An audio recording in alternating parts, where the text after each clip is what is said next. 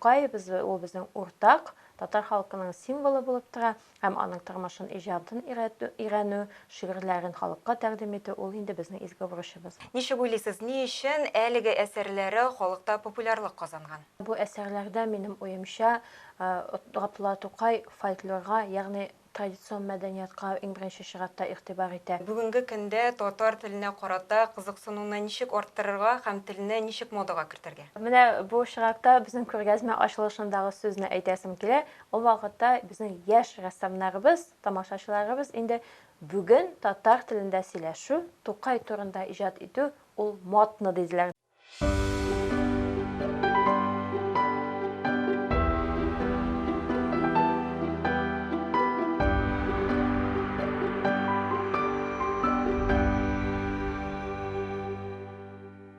Хәерле көн, хөрмәтле тамашачылар. Татарстан 24 каналында мәдәни агарту тапшыруы һәм аның алып баручысы мин Гөлүсә Сынгатуллина.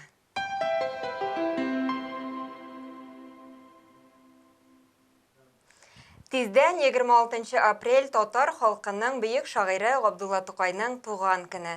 Шул уңайдан тапшыруыбызның кунагы Габдулла Тукай әдәби музее мөдире, филология фәннәре кандидаты Гүзәл Төхвәтова белән шагыйрьнең иҗат юлы һәм музейда булачак чаралар турында сөйләшербез. Хәерле көннәр, исәнмесез? Исәнмесез. Шуннан да 26 апрель республикабыз өчен әһәмиятле көн. Моны инде музей хезмәткәрләре аеруча да зур дулкынлану һәм түземсезлек белән көтә торганнардыр. Әлбәттә шулай, ләкин без һәр көн Тукай иҗаты һәм Тукай тормышы белән бергә яшибез. Чөнки бездә Тукай белән бәйле шәхси ядкарлар саклана. Һәм инде Тукай белән бәйле менә шуны бәйрәм көннәрендә безгә аеруча тамашачылар күп килә. Һәм бу уңайдан инде 26 апрель көнендә аңа кадәр булачак чараларында әйтергә кирәктер. Мәсәлән, безнең 23 апрель көнне Самокатлы экскурсия уздырылачак. Ул инде Габдулла Кариев исемендәге яшь тамашачылар театры белән берлектә ике Габдулла дип атала. Һәм инде анда без Самокатлар белән Тукай һәм Габдулла Кариев йөргән сукмакларны бергә узачакбыз. Аннан соң инде бездә фәнни-гамәли конференция оештырыла. Ул Тукай иҗатын тормышын тагын да тирәнрәк белергә теләгән тамашачыларыбыз өчен кызык булачак дип уйлыйм. Анда галимнәребез үзләренең Тукай тормышын өйрәнү буенча яңа материаллары белән уртаклаша алырлар. Аерым бер бәхәсләр дә булыр дип уйлыйбыз. Һәм әлеге конференция кысаларында безнең бер яңа проектыбыз тәкъдим ителәчәк. Ул тылмашсыз экскурсия дип атала. Татар халкына булай да тылмаш кирәкми, инде без аны беләбез. Менә бу экскурсиядә без Габдулла Тукайның тормышы, иҗаты, аның шәхси ядкарлары хакында һәр халыкка үзенең туган телендә ишетергә мөмкинлек бирәчәкбез. Менә бу проектның беренче этабы 24 апрель көнне башланып китә. Анда Чуаш, Карачай-Балкар, Терек һәм гарәп телләрендә Габдулла Тукай әдәби музее буенча экскурсия уздырыла. Шулай ук инде укытучылар һәм балалар бакчасындагы тәрбиячеләр өчен соңыннан түгәрәк өстәлләр һәм башка шундый кызыклы программалар тәкъдим ителәчәк. 26 апрель көнне инде тамашачыларыбызда әлбәттә бакчада зур шигъри музыкаль тамаша концерт көтәчәк. Анда Габдулла Тукайның сүзләренә язылган җырлар да яңгырар. Аны безнең Габдулла Тукай исемендәге Татар дәүләт филармониясе артистлары башкара. Шулай ук инде Тукай шигырьләре дә яңгырар. Галискар Камал исемендәге театр артистлары безгә бу яктан ярдәм итер дип уйлыйбыз. Һәм безнең менә бик кызыклы, үзенчәлекле конкурс оештырылган иде. Ул Тукай рухи ядкарларда дип атала. Һәм менә шул конкурсның җиңүчеләрен дә нәкъ менә без Тукайның туган көнендә 26 апрельдә котлаячакбыз. Нинди конкурс икән, шунда әйтеп китим, чөнки без әлеге конкурска алдагы елларда да шуны уздырып, тамашачыларыбызны кызыксындырырбыз дип уйлыйбыз. Үзебезнең экспонатлар белән, чөнки нәкъ менә конкурсның төп үзенчәлеге бу балалар өчен уздырыла. Алар музейда сакланучы Тукайның шәхси ядкарлары хакында яңа проза һәм поэзия жанрына яңа әсәр иҗат итәргә тиешләр иде. Беләсезме, балалар шундый кызыклы эшләр үзгә җибәрделәр. Анда инде милләт белән бәйле вакыйгалар да бар. Юл кәрзиненә милләт кайгысы сыйган дигән менә шундый кызыклы эпизодлар кулланып язылган әсәрләр шактый күп. Анда балаларыбыз безнең кәпүш белән түбәтәйне жанландырып, гафу итегез, түбәтәй белән кәрзинне жанландырып, аларны бергә сөйләштерәләр дә, төнлә музей буенча да сәяхәт итәләр. Тукайның кәрзиненә китаплар алып кайткан кебек, алар үзләренең менә шул мәктәпкә китаплар алып баруында чагыштырып сурәтлиләр. Шуннан да бу кызыклы яңа форматтагы эш дип әйтергә теләр идем.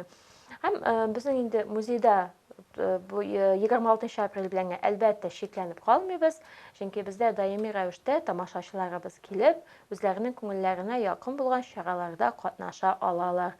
Мәсәлән, нәни дусларыбыз дисәк, алар өчен төрле музей бәйрәмнәре тәкъдим итәбез. Мәсәлән, менә быел Тукайның Мияубикә әсәренең юбилей елы дип әйтик инде. Ул Тукай белән Тукайның да юбилей елы. Менә шул уңайдан инде Мияубикәгә багышланган музей бәйрәме тәкъдим ителә. Анда балалар Тукайның әсәрен сүтеп җыялар дип әйтсәм, бер дә ялгыш булмас. Чөнки ул әсәр белән уйныйбыз, аның сүзләрен тәкъдим итәбез, геройлары белән таныштырабыз. Монда хәрәкәтчән уеннар да бар, викториналар да бар. Гомумән балалар өчен бик кызыклы. Алар шулай итеп Тукай дөньясына кереп китәләр. Һәм әлбәттә инде иң яраткан персонажыбыз ул Шүрәле. Шүрәле белән балалар инде безнең елдан-ел яратып киләләр аның белән уеннарга. Шүрәле белән бергә экскурсияларда таңлый алалар.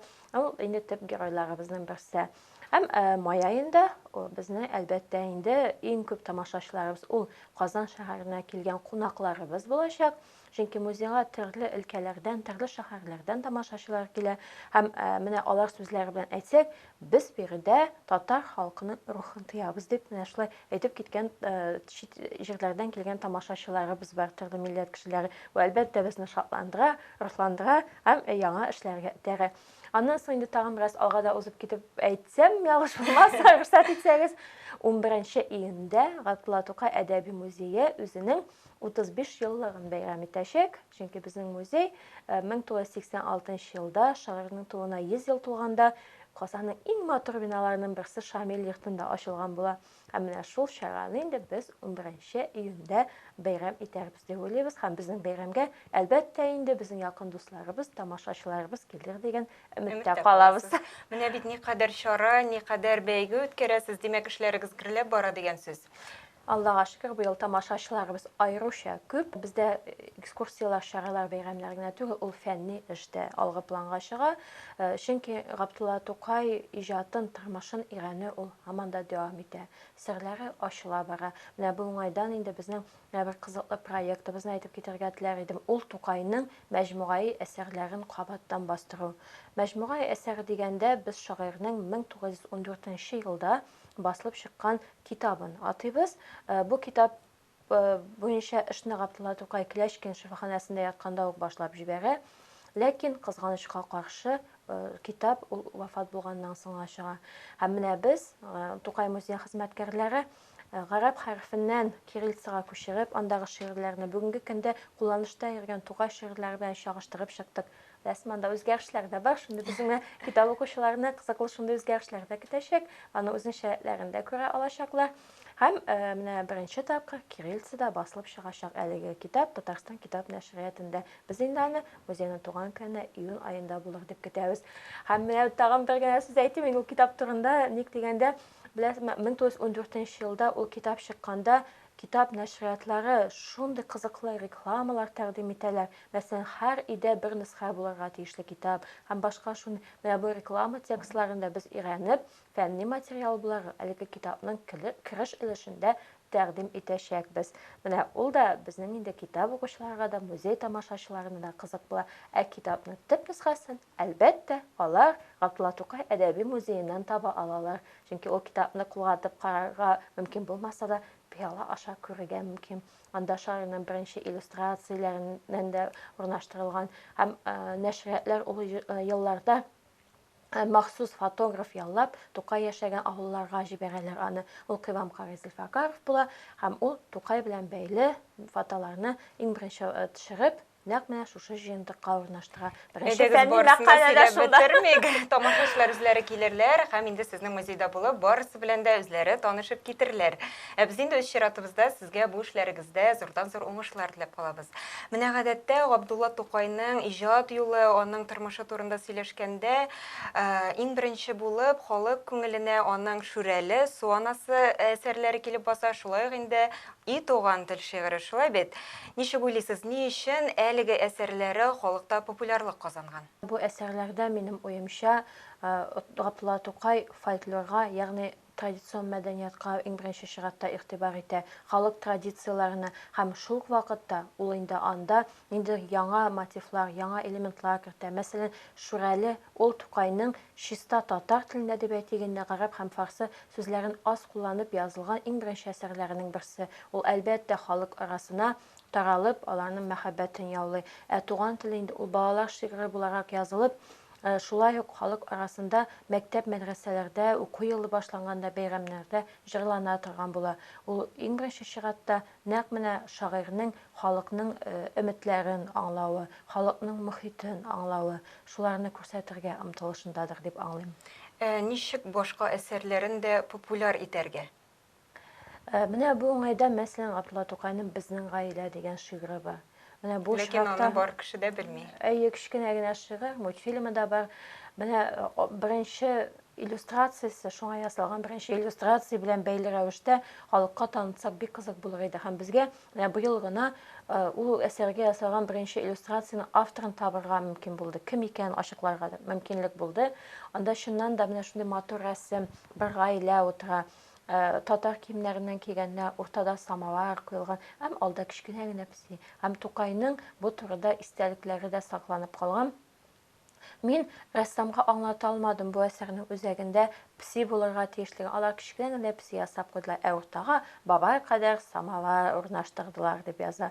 Менә шундый моментлар белән без Тукайның шигырьләрен халыкка җиткерә барсак, ул әлбәттә актуаль булачак. Гүзәл Фәрдиновна, хәзер әйдәгез экраннар аша сезнең музейга сәяхәт ясап алыйк, аннан соң инде әңгәмәбезне дәвам итәрбез.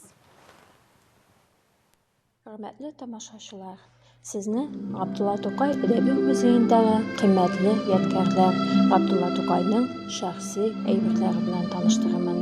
Аның иң беренчесе шагыйрьнең Җаек шигырына карый, һәм ул беренче гонорарына сатып алган фаянс тартмачык. Әлеге тартмачык агач төбе рәвешендә сурәтләнгән, һәм анда Шүрәле әкиятендәге кебек яшел үләннәр, төрле төстәге чәчәкләр һәм кызыл җиләкләрне дә күрергә мөмкин. Әлеге тартмачыкны Габдулла Тукай анпасы Газизәгә бүләк итеп бирә. Калган шәхси әйберләре Габдулла Тукайның Казан шигъри иҗаты белән бәйле. 1907 елның көзендә 12 ел Җаек шәһәрендә торганнан соң Габдулла Тукай Казанга кайта.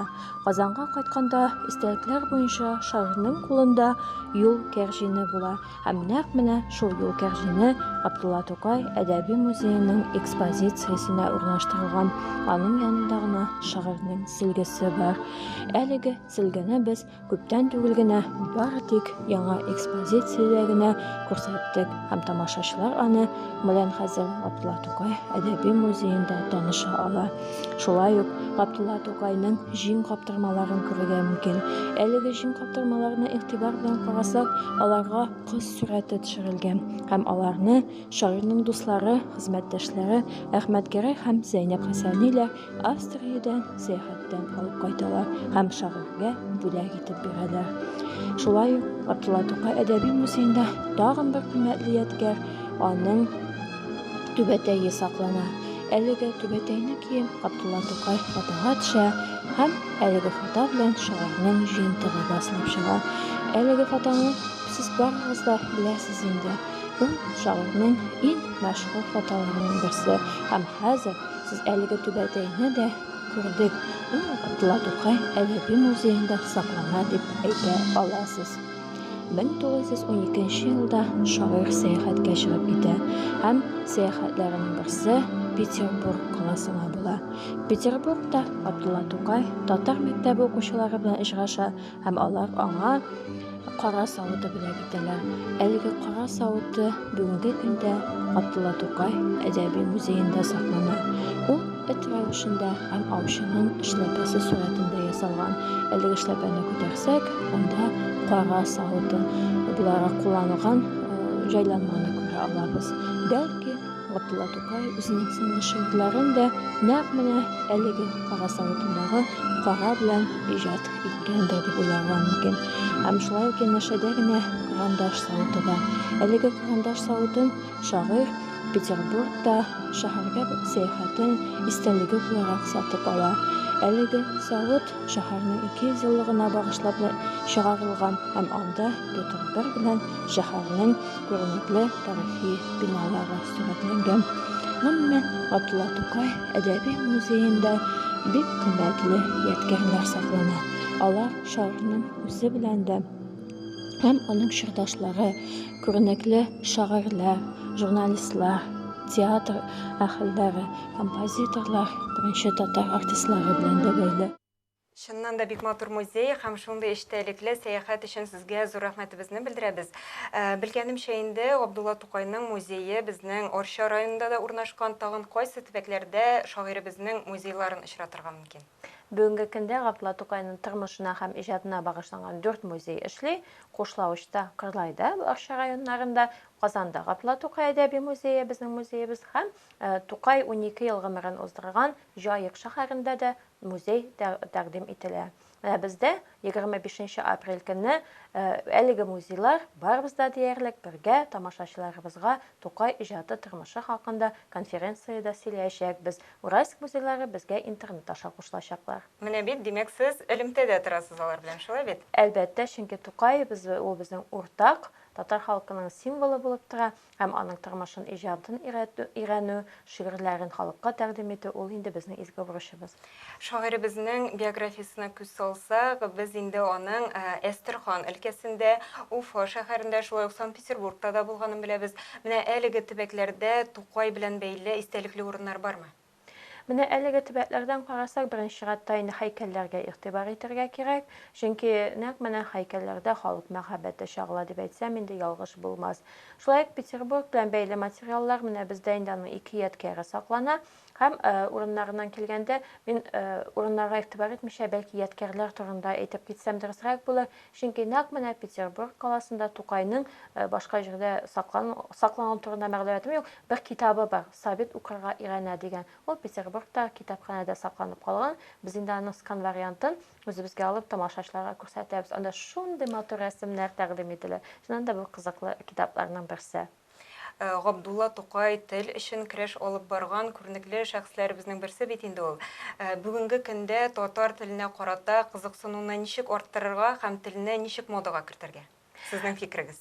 Менә бу чиракта безнең күргәзмә ачылышындагы сүзне әйтәсем килә. Ул вакытта безнең яшь рәссамнарыбыз, тамашачыларыбыз инде бүген татар телендә сөйләшү, Тукай турында иҗат итү ул модны диделәр, нәкъ менә шул сүзне кулланып. Һәм ул чыннан да шулай, чөнки бу беренчедән рәссамнарыбыз дигәндә безнең күргәзмәбез шул хакта сөйли. Икенчедән музейга татар телендә экскурсия сорап килүче тамашачыларыбыз арта бара.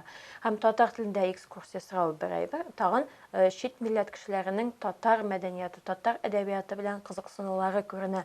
Мәсәлән, узган ел пандемия чорында безнең инде күп тамашачыларыбыз җәй көннәрендә ул Мәскәү һәм Мәскәү өлкәсеннән булды. Без бит шундый статистика алып барабыз һәм алар төрле милләт вәкилләре, яшьләр, яшь гаиләләр кызыксынып киләләр, сораулар бирәләр.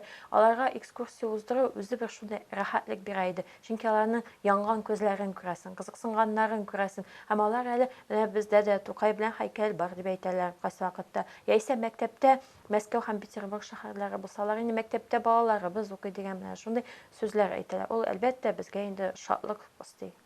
Менә мин үзем шундый күренешләргә тап булганым бар. Әйтик, татар авылларында туып үскән балалар Казанга киләләр дә һәм кире авылга кайткач, алар үзләренең иптәшләре белән рус телендә аралаша башлыйлар. Менә мондый очракта нишләргә, ничек итеп мондый яшьләргә моның көлки икәнен аңлатырга? Минемчә, бу инде берәр дистә ел элек шулай актив иде. Хәзер менә күргәнебезчә, татарча сөйләшү ул күбрәк кіріп бара деп ойлаймын. Мен де қазір көбісінше әйте алам, музейға келген кішілер арасынан, Қазан яшьләре келгенде де, шет өлкәләрдән яшьләр, татарлар булса келгенде, алар татарча сөйләшергә омтылалар. Чөнки алар хәзер татар теленең кирәклеген аңлыйлар. Татар теле аша башка телләрне аңлап булу мөмкинлегенә төшенәләр. Һәм әлбәттә инде татар телен белеп алар безнең әдәбиятыбыз, мәдәниятыбыз хакында да тирәнрәк белә алалар. Мәктәп укучылары да мәсәлән килсәләр, безгә татар телендә уздырыгыз дип сөйлиләр. Ул Казан мәктәпләре булганда да бу яктан хәзер менә шунда инде кузгалыш бар дип әйтергә теләр идем. Мен менә берничә ел элек булган экскурсиялар санын, хәзерге татар телендәге экскурсиялар санын менә бүгенге көндәге белән чагыштырсам да, әлеге татар телендәге экскурсиялар саны артуын күрәбез. Бу бит инде телнең шулай актуальләшә баруына, кирәклеген аңлавына бер этәргеч була дип уйлыйм. Бәлки менә бу соңгы еллардагы булган шундый сәяси вакыйгалар тәэсир иткәндер кешенең телнең кирәклеген аңлауга. Бу турыда әйтүе кыен, ләкин менә яшьләр әйткәнчә, модна татарча сөйләшү. Һәм модага кирсен дә иде шулай бит. Шулай булсын. Шулай да менә күпчелек кешеләрнең сөйләменә игътибар иткәндә, алар инде рус сүзләрен дә кыстыралар, ара-тирә булса да. Ничек итеп әдәби телгә, камил сөйләмгә омтылырга? Әдәби телгә һәм камил сөйләмгә омтылыр өчен иң беренче чиратта гаиләдә ул инде татарча булырга тиештер дип уйлыйм. Һәм икенче чиратта без әлеге телне өйрәнеп, аның әдәби телдә әһәмиятен аңлап, эшебездә куллана алу мөмкинлеге тудырыр. Бу инде дәүләт ягыннан булырга тиештер дип уйлыйм. Чөнки гаиләдә без барыбер ничек кенә тырышсак та, ул әдәби тел була алмый, ул безнең сөйләм телебез. Әдәби тел бары тик әсәрләр укыганда, телнең әһәмиятен, матурлыгын күргәндә, аны тормышыңда куллану мөмкинлеген аңлаганда, файда китерә алуын аңлаганда, кемнәр өчен ансы да этәргеч булырга мөмкин. Шул очракта гына телнең камиллегенә омтылырга буладыр дип уйлыйм. Миңа калса, республикабызда Тукайның иҗат юлын, тормыш юлын сездән дә яхшырак белүче юктыр. Безнең телевизор караучы тамашачыларыбыз белән дә Тукай турында кызыклы фактлар белән бүлешеп китсәгез, без бик шат булыр идек. Алай әйтүегез өчен рәхмәт, бик зур. Безнең галимнәребез бар Тукай иҗатын өйрәнгән һәм менә авылларда йөрсәк, безнең ала буын апалар, абыйлар Тукай шигырьләрен рәхәтләнеп яттан сөйлиләр. Алар музейга килеп тә сөйлиләр. Һәм бу шуннан да халыкның мәхәббәтен күрсәтә. Кызыклы фактлар дигәндә инде аны күбебез белә Тукай белән бәйле кызыклы фактларны, ләкин менә бу яңа өйрәнүләрдән килгәндә инде, мәсәлән, миңа үземә Тукай белән бәйле урыннар хакында шундый мәкаләләр язарга туры килде. Аның кунакханәләрдә торуларын. Мин үзем өчен аның Болгар, Амур кунакханәләре белән шикләнмичә, Бауман урамында кунакханәләрдә торуында, мәсәлән, бүгенге Тукай мәйданында кунакханәләрдә тукталуында белергә кызык булды. Анда яшәү шартларын аңларга кызык булды. Кузна уйнаулар хакында белә идек, менә ул хакында яңа башка истәлекләрдән белү ул әлбәттә тагын да кызык бит инде. Менә шундый җыентыклар безнең әле аерым басылып чыгачак. Менә Тукай белән бәйле Казандагы урыннар хакында мәкаләләр басылып чыгачак. Шулай ук инде без кызыклы мәгълүматларны Идел журналында мәсәлән бирә барабыз. Аннан соң анда туганнары белән бәйле экспонатлар, телефоннан Тукайның шаярырга яратуы. Мәсәлән, шул уңайда инде безнең музейда телефон да урнаштырылды. Тамашачыларыбыз шалтыратып та карый алалар. Аннан соң Тукай әсәрләренең эпиграф буларак кулланылышы ул кызык бит. Тукайга нинди бүләкләр биргәннәр? Менә ул Идел санында, Идел журналында шулай басылып чыкты. Безнең хезмәткәрләре, безнең мәкаләләре, мәсәлән, Фатих Әмирхан белән аларның мөнәсәбәтләре, быел шулай ук Фатих Әмирханның да юбилее бит. Мәсәлән, музейда безнең бик кызыклы бер ядкәр саклана, ул бер карашка гадәти генә дәфтәр, мәктәп һәм мәдрәсә шәкертләре өчен 1911 елда басылып чыккан, Тукайга 25 яшь ул вакытта, ләкин ул дәфтәр тышында Тукайның рәсеме урнаштырылган һәм аның эш шигыре бирелгән. Һәм гарәп хәрефләре белән дәфтәр, сыйныфы укучыга шундый дигән сүзләре бар. Эчендә Фатих Әмирханның кул язмасы тәкъдим ителә. Һәм шулай ук инде менә яңа өйрәнелә башлаган мәгълүматлардан реклама текстлары, Тукайның китабы басылып чыгу турында реклама текстлары, Тукайның күпме хезмәт хакы алу турындагы, мәсәлән, ансы да бар. Ул турыда без шулай ук инде вакытлы матбугатта мәкаләләрне бирә барабыз. Алар хакында да белергә мөмкин. Тагын эш урыннары дигәндә нинди газеталар белән язышулары. Гомумән менә төрле яктан өйрәнеп, без инде вакытлы матбугат аша үзебезнең тамашачыларыбызга җиткерергә омтылабыз. Музейга килгән тамашачылар инде аларны экскурсия вакытларында да ишетә алалар. Менә бит ничек кызык. Без беләбез бит инде Габдулла Тукай әйтеп тә киттек, телне кайгырткан, халык өчен кайгырып борчылып яшәгән дип. Хәзерге көндә халык үзе Тукайны онытмасын өчен безгә нишләргә кирәк? Моны инде төп серләрен белә алмыйбыз. Без әлбәттә Тукайның шигырьләрен балалы чактан ук өйрәнергә кирәк иң беренче чиратта. Ул балалар бакчаларында да, һәм мәктәпләрдә дә, шулай ук инде музейларга йөрү, ул мәктәпләр белән генә түгел, гаиләләр белән дә башкарылсын иде. Чөнки аның шәхси ядкәрләре бездә саклана. Һәм шулай ук инде мин Тукайның бик түземсезлек белән үзем мәҗмугай әсәрләрен көтеп торам. Ул инде Тукай иҗатын күпмедер белгән кешеләргә аеруча бер кыйммәтле ядкәр булыр иде. Шулай ук Тукай турында фильмнар төшерелсен иде. Чөнки менә соңгы елларда, соңгы берничә елда, 10 елда дип әйтсәк тә инде Тукайның тормышы һәм иҗаты турындагы фильмларның булганы ул да бик әһәмиятле. Һәм шулай ук Тукай сүзләренә язылган җырлар күбрәк булсын иде халык арасына кереп. Шуннан да бик кызыклы шигырьләре бар. Татар яшьләренә дигән шигырьләре, татарлар турындагы шигырьләре. Мәсәлән, мин татар өчен җан атам дип яза Тукай. Ул бик әлбәттә әһәмиятле моментлары бит ул шигырьләренең. Менә шуларны һәрбер тормышыбызда, һәрбер эшебездә шулай Тукай белән бәйләп барсак, без онытмыйбыз аны әлбәттә. Менә мәктәпләрдә зур роль уйный дип әйтеп киттегез. Үзегез ничек уйлыйсыз? Мәктәп программасында Тукай иҗатына урын җитәрлекме?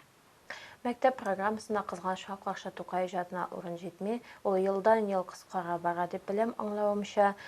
Мәсәлән, исемдә калганнар әсәре мәктәп программасына рус мәктәпләре өчен дә кертелсә, ул бик кызык булыр иде. Бездә бер шундый кызыклы проект оештырган идек. Инглиз телендә Тукай музеенда дәресләр бирү һәм анда укытучылар исемдә калганнар әсәрен алдылар. Ни өчен, мәсәлән, биографияны өйрәнгәндә Тукайыбыз биографиясын инглиз телендә бирмәскә, аны актуальләштерер иде.